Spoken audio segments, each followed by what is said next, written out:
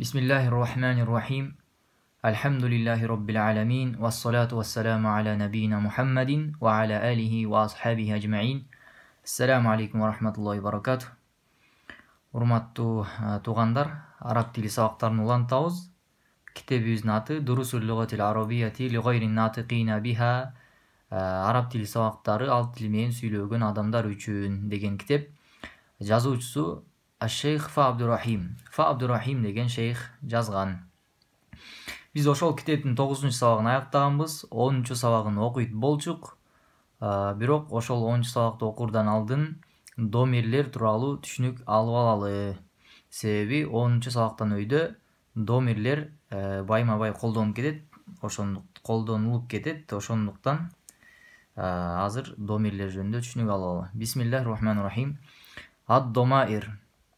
Ад-домаир түзмө-түз мааниси ад-домаир деген бул жашырылган нерсе деген сөз. Жашырылган нерсе. Кандайча жашырылган нерсе десе, хуа деген ал деген сөз, ал. Бул ал деген сөз өзүнүн ичине бир ысымды жашырат да. Мисалы, Асандын уулу Үсөн деп айтсак, биз Асандын уулу Үсөн деп эле айтып узартып жүрбөстөн эле хуа, ал деп эле коебуз. Бул ал деген сөз өзүнүн ичине Асандын уулу Үсөндү жашырат. Ошондуктан жашырылган нерсе деп аталып калган араб тилинде түзмө-түз мааниси. Ал эми кыргыз тилинде булар жактама ата тоштор деп аталат. Жактама ата тоштор. Жактама ата тоштор 3 жактан турат, мен, сен, ал деп. Араб тилинде эле ошол мына 3 жактан турат. Ад-домаир. Араб тилинде домирлер экиге бөлүнөт. Ад-домаирул мунфасилату бөлүнгөн домирлер, ад-домаирул муттасилату улашкан домирлер. Бөлүнгөн домирлер деген эмне? Булар бөлүнүп жазылат, өз алдынча жазылат, өз алдынча окулат, өз алдынча бир мааниге ээ. Булар дайыма өз алдынча келет да, ошондуктан бөлүнгөн домирлер. Булардын саны 14.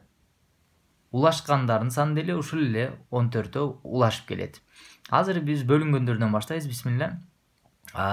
Хуа, ал, хума, ал экөө, хум, алар. Үчөө мужской род. Мына көк түстөгүлөр мужской род, кызыл түстөгүлөр женский род. Ушул эле үчөөнүн женский роддору. Хия, ал, хума, ал экөө, хунна, алар женский род. Анта, сен, антума, сен экөөң, антум, силер мужской род. Анти, сен, антума, сен экөөң, антунна, силер женский род. Ана, мен, нахну, биз мужской жана женский род. Эми ушул эле 14-өнүн улашканын азыр окуйбуз. Ад-домаирул муттасила. Булар эмнеге улашкан домирлер деп аталып калган? Себеби булар өз алдынча маани бере албайт, өз алдынча жазылбайт дагы. Булар сөзсүз улашып келиш керек да, өз алдынча маани бере албайт. Араб тилинде сөздөр канчага бөлүнөт? Исм, фейл, харф деп 3кө бөлүнөт.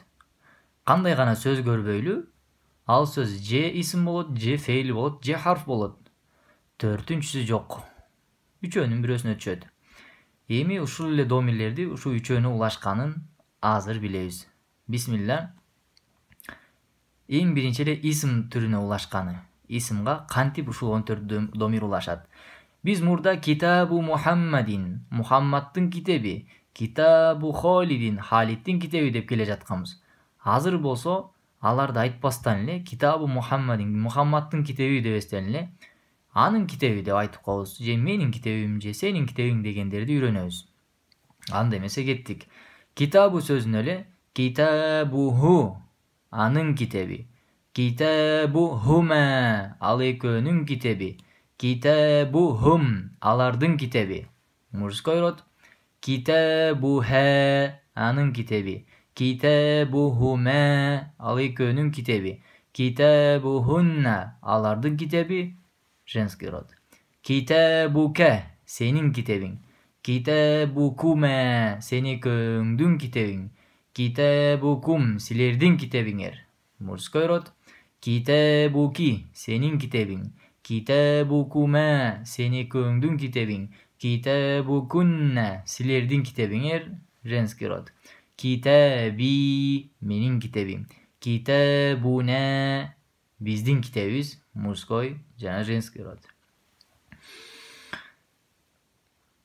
Fiil türüne kanti ulaşat. Biz ötken sabактарда Zahaba Muhammadun. Muhammad getdi dep жатканбыз. Азыр болсо жөн эле ал кетти, мен кеттим, сен кеттиң дегендерди үйрөнөбүз. Zahaba. Эң биринчи эле ал эркек кетти деп айтсак, бир эркекке, ага эч кандай эч нерсе улабайбыз. Feil ошомойдон калган. Кандай болсо ошомойдон турса, ал не? Ошол эле бир эркек кетти деген түшүндүрөт, хуга дегенди. Эч кандай эч нерсе уланбаса. Zahaba. Ал кетти.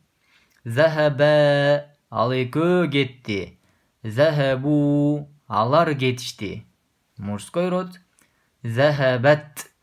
Ал кетти. Zahabata. Ал экөө кетти. Zahabena. Алар кетишти. Женский род. Zahabeta. Сен кеттиң. Zahabetuma. Сен экөөң кеттиң. Zahabetum. Силер кеттиңер. Мужской род. Zahabeti. Сен кеттиң. Zahabetuma. Сен экөөң кеттиң. Zahabetунна. Силер кеттиңер. Женский род. Zahabetу. Мен кеттим. Zahabena. Биз кеттик. Мужской жана женский роддор.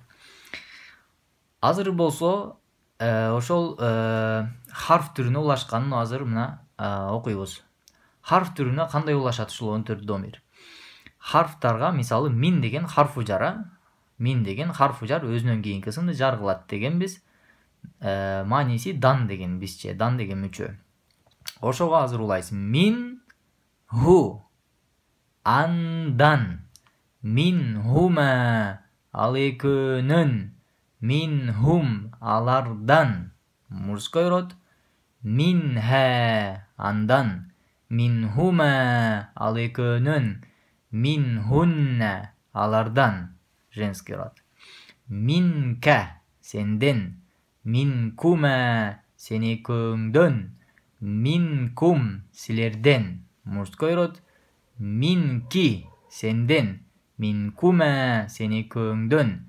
Мин кунна. Силерден. Женский роддор. Минни. Менден. Минна. Бизден. Мужской жана женский род. Бул мин сөзүнө улашканда берде ни деген улашып жатат да, берде экинчиде бизде на улашып жатат. Бул жерде бир эле нун турат, анын үстүндө таштит турат, эки нунду түшүндүрөт да. Ошол эки нундун биринчи нуну мин деген харфтын нуну, экинчи нуну десе бул я менен келген нун. Бунун деле мин деген эки нун турат, таштит, таштит деген бул эки нун деген сөз да.